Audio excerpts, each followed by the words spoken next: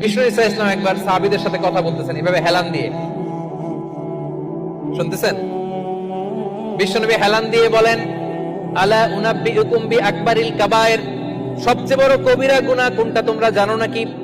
সাহাবারা বললেন, আপনি সবচাইতে ভালো জানেন ইয়া রাসূলুল্লাহ, আপনি বলেন। বিশ্বনবী বলেন, সবচাইতে বড় কবিরা গুনাহ আল্লাহর সাথে শিরক করা, হেলান দিয়ে। 2 নম্বরে উকুকুল ওয়ালিদাইন, মাতা পিতার অবাধ্য হওয়া।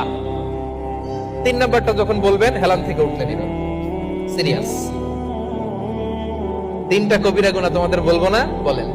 2টা বলছে হেলান দিয়ে, একটা হচ্ছে আল্লাহর সাথে শিরক করা, 2 নাম্বার হচ্ছে মাতা পিতার অবাধ্য হওয়া। 3 নাম্বারটা যখন বলবেন, ওয়াকানা মুত্তাকিয়ান, তিনি হেলান দেওয়া ছিলেন, ফাজালাসা, সিরিয়াস হয়ে বসলেন। এরপরে বললেন, আলা ওয়া কওলুজ জুর, আলা ওয়া শাহাদাতুজ জুর, সাবধান, মিথ্যা বলো না, মিথ্যা সাক্ষী দিও না, মিথ্যা সাক্ষী দিও না, মিথ্যা সাক্ষী দিও না। বিষ্ণু নবী বলতেই লাগলেন।